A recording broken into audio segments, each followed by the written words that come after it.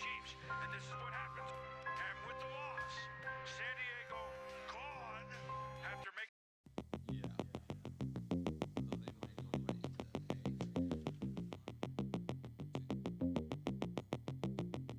might go crazy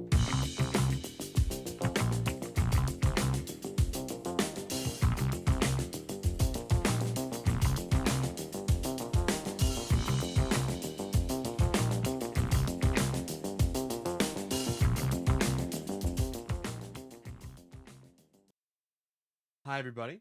My name is Bazooka, and I like covering sports stories that defy narrative. I like talking about them in ways where, if you didn't have context, I think they'd get lost. It's kind of the avenue that takes sports from simply just guys on the field playing and really makes it dramatic. And that's why I've always loved it, and maybe I'm slightly weird for it.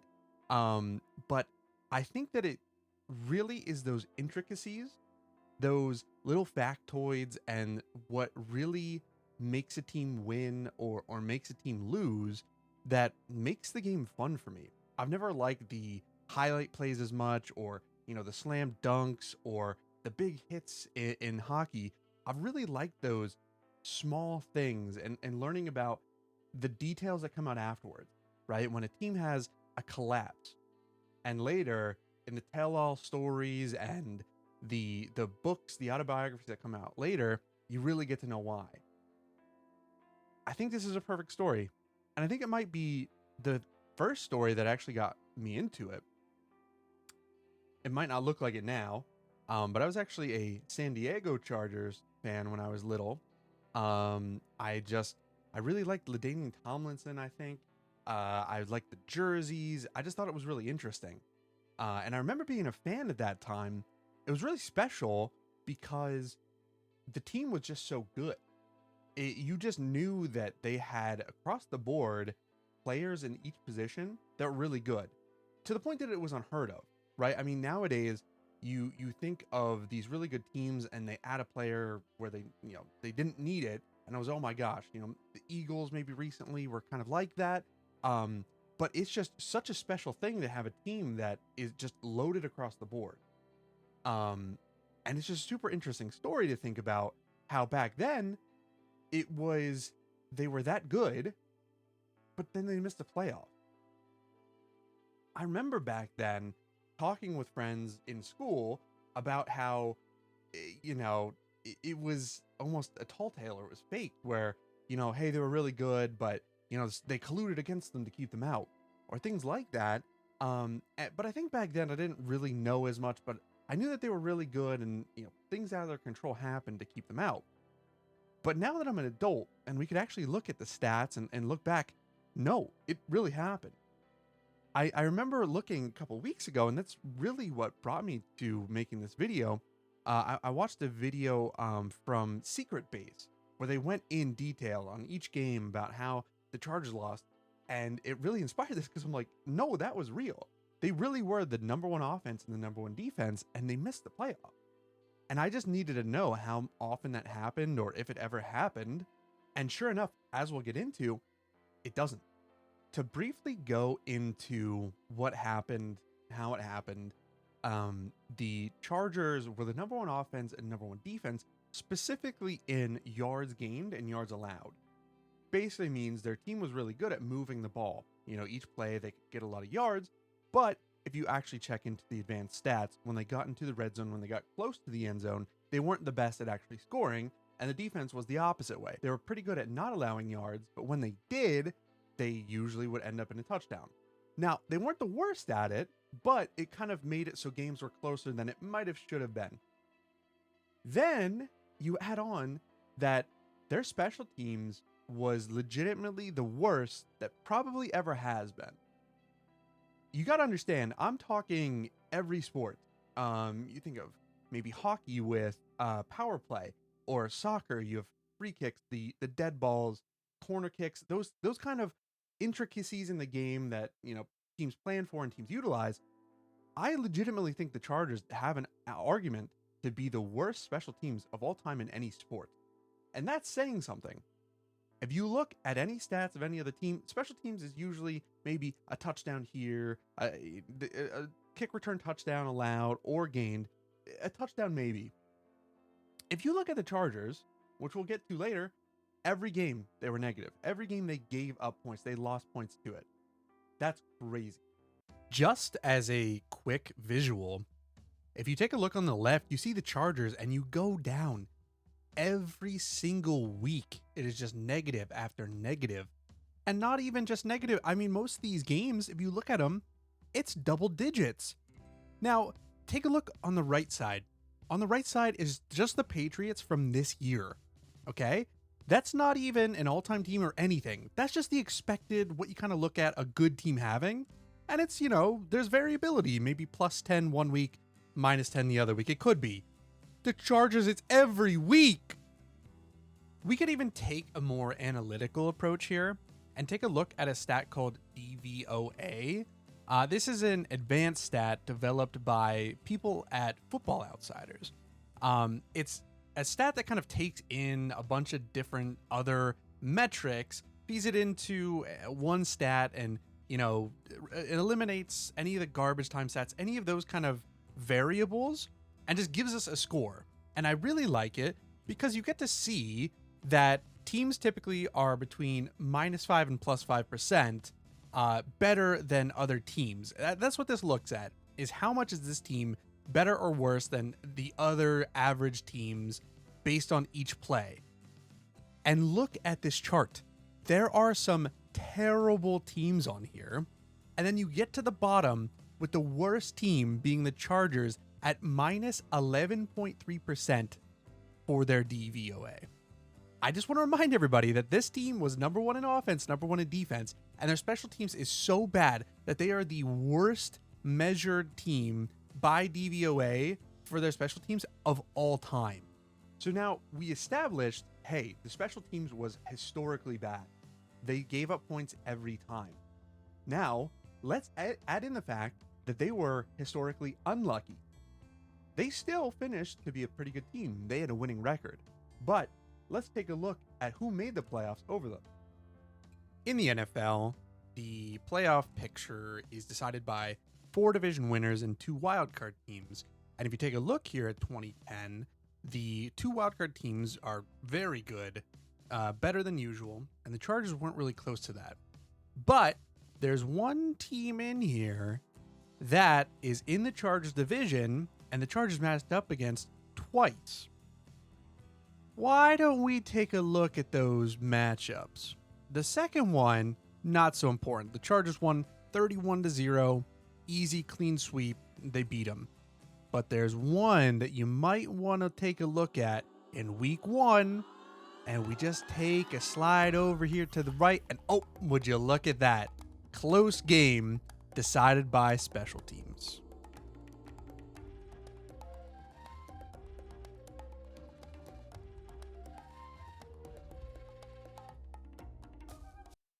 At this point, I think we have a good feel for why the Chargers didn't make the playoffs, what happened, and how it happened.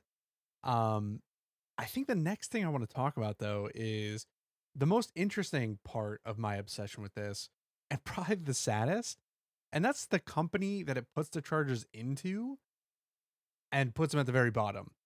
And that's the very few teams in all major American sports that have finished both first in offense and defense. And so why don't we look at those teams? And you're going to know a lot of these teams because they're, a lot of them considered the best teams of all time. We start with the NFL, and 1972 is the earliest, and that's the Dolphins undefeated team that, lost in the Super Bowl and had Dan Marino, an incredible team. I think that's very commonly referred to as one of the best teams of all time. The Redskins in 1991 was a team that I actually didn't know about, but probably NFL heads did. And that's because they're widely considered one of the best NFL teams of all time. They were blowing teams out.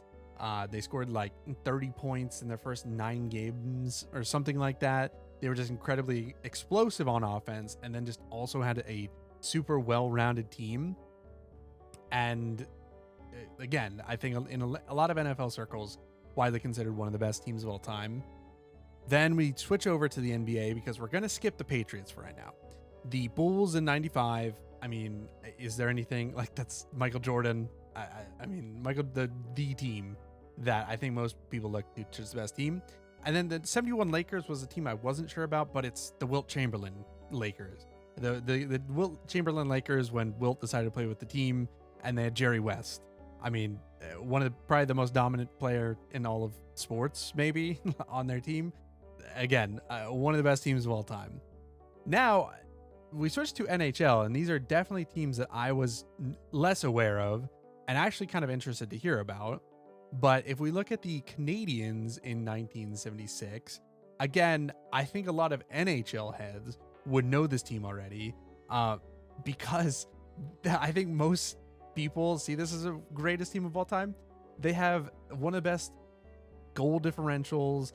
All four lines, because in hockey, you usually have four lines, were like some of the best in the hockey. Just a roster that nobody else matched. And again, just I think a lot of NHL people would already consider this one of the best teams of all time. We go to the 83 Oilers, and again, that didn't stand out to me, but this is the Wayne Gretzky team. It's literally the Wayne Gretzky team that pioneered offense and just scored so many freaking goals that nobody else could keep up with them. Wayne Gretzky, guys. Like, that's all I have to say for this team. We go towards the MLB then, and you have the Yankees, literally Murderer's Row. For anybody who doesn't know baseball, that's the Babe Ruth, Lou Gehrig. I mean, just probably the most loaded team in terms of names that has ever been put on a baseball diamond. So there's not much to be said there. And then the Orioles was the one that I actually didn't know about. And that's because it's a rather interesting story. One of the most like stacked pitching staffs of all time. I mean, 3 guys that were like all in the Cy Young race. And then a team defense that just had incredible players. Brooks Robinson kind of led the charge there. And for anybody who doesn't know, I think most people consider him probably one of the best defenders of all time. And then just kind of pioneered small ball, which is bunts and things like that nobody really could contest. Okay. They were doing things that nobody was really able to contest. Okay. Now, I just want to put this into perspective because these are the teams that the Chargers are just on the board with. Okay. Let's go back through because you'll see that there was a trophy next to most of these teams' names. That's because out of all of these teams, only one did not win the championship. I want to reiterate that. This list of teams that finished both offense and defense number 1, they all won the championship in their sports that year that they did that.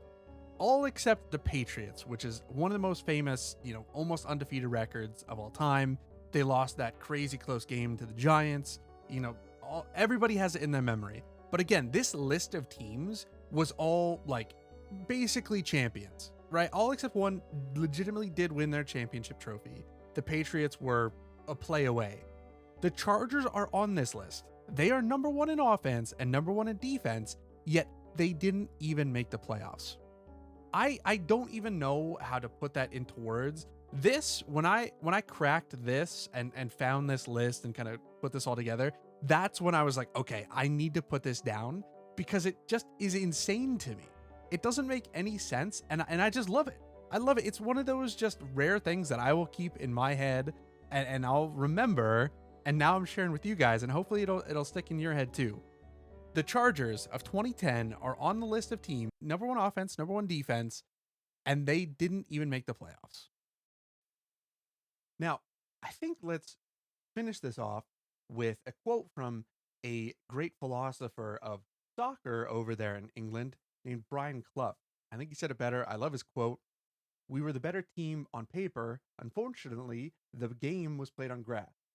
And I think that says so much about the sports as a whole, because I think a lot of fans will look at it based on win-loss. And yes, winning is everything and losing is the worst thing you can do.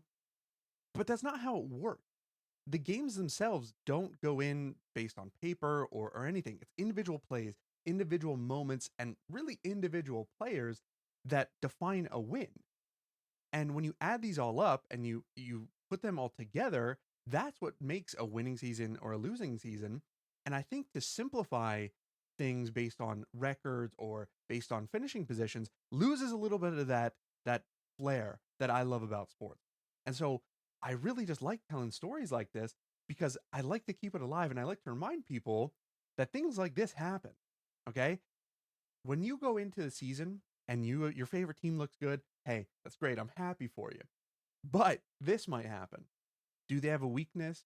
Do they have something within the team that maybe they're not gelling properly or they're not getting along?